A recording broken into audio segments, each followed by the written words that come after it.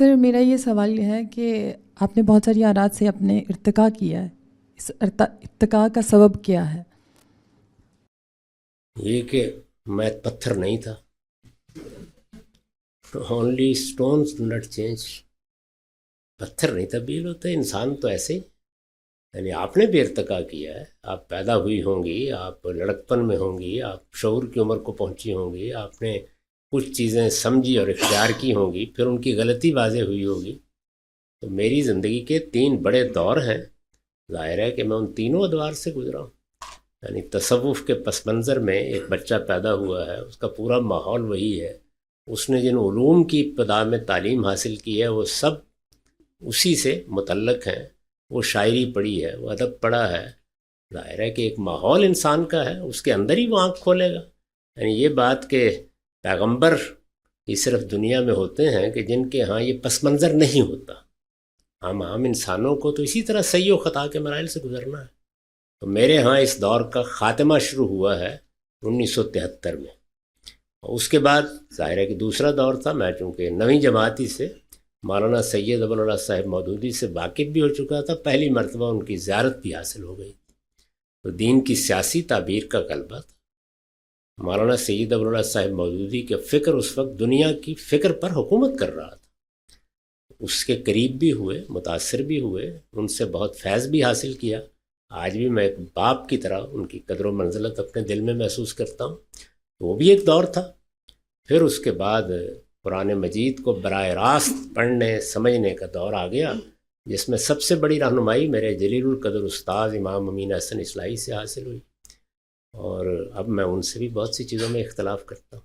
فکر فراہی زبان کے حوالے سے جدید دور میں جہاں لوڈوک وٹکنسٹائن ہے یا دریدا ہے یا نوم چومسکی ہے، ان کے سامنے زبان کا جو خاکہ یا جو تصویر پیش کرتی ہے، اس کو ہم طالب علم جو پڑھ رہے ہیں ادھر سے ہی، وہ کس طرح اس کو ایک ریاضیاتی وے میں ایک عقلی طور پہ پیش کر سکتے ہیں اس زبان کے اس خاکے یا اس نقشے کو.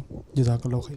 دنیا کے جس علم کو بھی آپ پڑھیں، میں نے غالباً کل اس پر گفتگو کی تھی، جس علم کو بھی پڑھیں اس پہ آراء تو آپ پڑھ ہی لیتے ہیں، وہ ہر آدمی پڑھ لیتا ہے. فلسفی کو پڑھتے ہیں، آراء سامنے آ جاتی ہیں.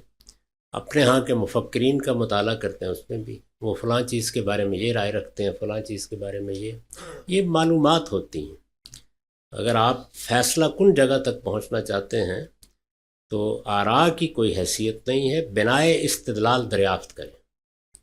تو بنائے استدلال ہر انسان کے پاس موجود ہے، صرف اس کو استعمال کرنے کی صلاحیت اور تربیت جو لوگ پا لیتے ہیں وہ ہیں کہ جن کو ہم کسی فن کے ماہرین یا علماء کہتے ہیں. اللہ تعالیٰ نے بنیادی صلاحیت دی ہے. تو آپ یاک دریدہ ہو جو بھی ہو، یہ دیکھیے وہ جو بات کہہ رہے ہیں اس کی بنائے استدلال کیا ہے. دنیا کے معاملات میں بنائے استدلال علم و عقل کے مسلمات ہوتے ہیں. ظاہر ہے کہ اسی سے آپ مذہب کی طرف بھی جانے کا فیصلہ کرتے ہیں.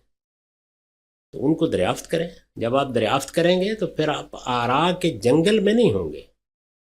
آپ حیران کن طریقے سے وہ کسوٹی دریافت کر لیتے ہیں جس سے سونے اور پیتل کو الگ کیا جا سکتا ہے. میرے خیال میں اگر علم کی کوئی بنیادی حقیقت ہے جو طالب علموں کو دینی چاہیے تو وہ کسوٹی بنا کے ان کے ہاتھ میں پکڑانا ہے.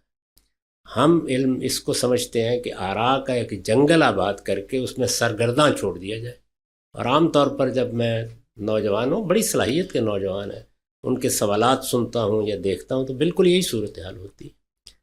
تو آپ کوشش کریں کہ آپ جس چیز کو بھی پڑھنے جا رہے ہیں، وہ فلسفہ ہے، وہ حکمت ہے، وہ سائنس ہے، وہ مذہب ہے، آپ بنائے استدلال کو دریافت کریں.